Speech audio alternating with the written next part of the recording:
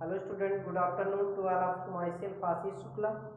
मैं आप सबको कक्षा 10 विषय हिंदी पाठ 4 नीति धारा पे गिरधर की कुंडलियाँ, ठीक।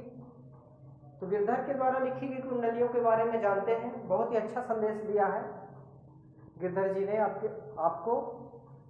तो आइए देख लेते हैं क्या लिखते हैं। पहला और दूसरा पद हम पहले ही पढ़ा चुके हैं। तीसरा पद था। तीसरा पद कहता है, देखते हैं पंक्तियों में क्या लिखा गया है। बिना विचारे जो करे सो पाछे पछताए, काम बिगाड़ो आपनो जग में होत हसाए, जग में होत हसाए चित में चैन न पावे, खान पान सन्मान राग रंग मनहि न भावे, कह गिरधर कविराय दुख कछु टरत नटारे, खटकत है जे माय कियो जो बिना विचारे। बहुत ही अच्छी पंक्ति इन्होंने कही है।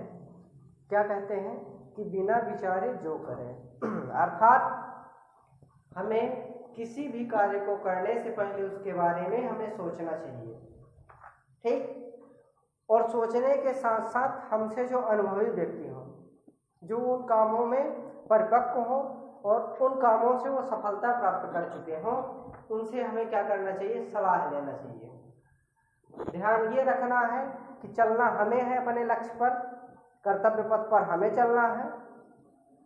तो सबसे राय लेने के बाद खुद डिस्कशन करना है, निष्कर्ष स्वयं से करना है, ठीक। तो इन्होंने बताया है कि जब हम अपने कर्तव्य मार्ग पर चलते हैं, अगर बिना सोचे विचारे कोई कार्य करते हैं तो हमारा काम बिगड़ जाता है। इसी पे चर्चा की है। तो आइए देखते हैं, इसका विस्तार रूप से अर्थ देख लेते हैं। संदर्भ लिखेंगे, प्रस्तुत पद्यांश हमारी पाठ्य पुस्तक हिंदी विशिष्ट गिरधर की कुंडलियाँ नीति धारा से लिया गया है। इसके रचयिता गिरधर जी हैं। ये आपका क्या हो जाता है, संदर्भ। प्रसंग की बात करें तो प्रसंग का मतलब होता है जो बातें, जो सारी चीजें आपको बताई जा रही है वही लिखना है। तो प्रसंग में लिखेंगे कि प्रस्तुत पंक्तियों के माध्यम से कवि गिरधर जी कहते हैं कि बिना विचार किए हुए हमें अपने नए अवसर, नए रोजगार की ओर नहीं बढ़ना चाहिए, ठीक। अब देख लेते हैं अर्थ यहाँ पर। तो पंक्ति पढ़ते हैं, बिना विचारे जो करे सो पाछे पछताए, ठीक। प्रस्तुत पंक्ति में गिरधर जी कहते हैं, हे भारतीय युवक, बिना विचार किए हमें कोई भी कार्य नहीं करना चाहिए। क्यों? क्योंकि हमें ऐसा कार्य कोई नहीं करना चाहिए जिससे हमको बाद में पछताना पड़े या हमें पछतावा हो। अगर हमारा काम बिगड़ जाता है तो संसार के सभी लोग क्या करते हैं, हंसते हैं। और जब हमारा काम बिगड़ता है तो संसार के सभी लोग हंसते हैं, और हंसते हैं तो हमारा क्या होता है, हमारा मन, मानसिक संतुलन बिगड़ जाता है। कैसे लिखते हैं, जग में होत हंसाए चित में चैन न पावे, खान पान सन्मान रंग राग नहीं भावे। अर्थात कहते हैं गिरधर जी कि संसार में जब चारों तरफ हंसी होती है और हंसी का पात्र बन जाता है व्यक्ति, उस वक्त व्यक्ति का मानसिक संतुलन बिगड़ जाता है तथा उसे खान पान तथा मान सम्मान एवं विभिन्न प्रकार की जो मनोरंजक की चीजें हैं उन पे किसी भी वस्तु पर उसका मन नहीं लगता है।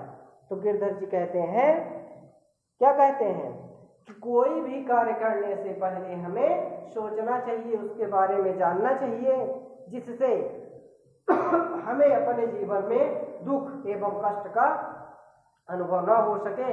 हम उन सभी कार्यों को सोच समझ के करें जिससे हमारे मन को कभी दुखी न हो और दूसरे व्यक्ति हमें दुखी न कर सके, ठीक। ये सारी चीजें बता देते हैं।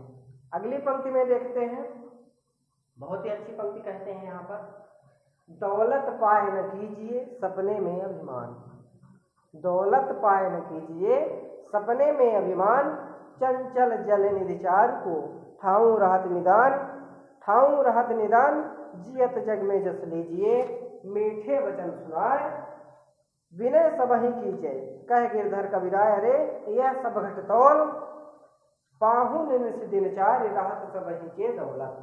प्रस्तुत पंक्ति में फिर से संदर्भ लिखेंगे तो वही लिखेंगे हिंदी विशिष्ट ये सारी चीजें। तो इस पंक्ति में कब संदर्भ प्रसंग वही रहेगा। प्रसंग क्या लिखेंगे, कब गिरधर जी इस पद में संपत्ति के बढ़ने पर घमंड न करने की सीख दी है। अब आइए देख लेते हैं व्याख्या। कवि गिरधर जी कहते हैं कि दौलत पाए न कीजिए सपने में अभिमान। अर्थात कहते हैं गिरधर जी कि मनुष्य को संपत्ति प्राप्त होने पर उसको घमंड नहीं होना चाहिए, घमंड नहीं करना चाहिए, क्योंकि संपत्ति जल के समान स्थिर नहीं है, बल्कि यह चंचल है, चलायमान है। जल के समान संपत्ति जो व्यक्ति रोक कर रखना चाहता है, वह बिल्कुल उसे रोकना आसान नहीं है। कवि के अनुसार इस संसार में आपका जन्म हुआ है, तो इस संसार में लोगों की जस लीजिए, लोगों के द्वारा सम्मान प्राप्त कीजिए, उनकी मदद करके, और अपनी वाणी में मधुरता लाइए। मीठी वाणी का प्रयोग करते हुए मीठी वाणी से ही सबको बोलिए, क्योंकि जीवन की परीक्षा उच्च मानवीय मूल्यों के आधार पर ही की जाती है। संपत्ति, धन दौलत रात दिन के मेहमान हैं, यह सब कब रहेंगे, कब छोड़ के चले जाएंगे, कुछ निश्चित नहीं है। इसलिए धन पाकर व्यक्ति को घमंड नहीं करना चाहिए। ये रहा आपका सेकंड। यहाँ से गिरधर की कुंडलियाँ समाप्त होती हैं। 4.1 इसे आप लिख लेंगे अर्थ। हम नेक्स्ट डे में इसी का जो सेकंड पार्ट है नीति अष्टक भारतेंदु हरिश्चंद्र जी का, उसे हम बता देंगे। धन्यवाद।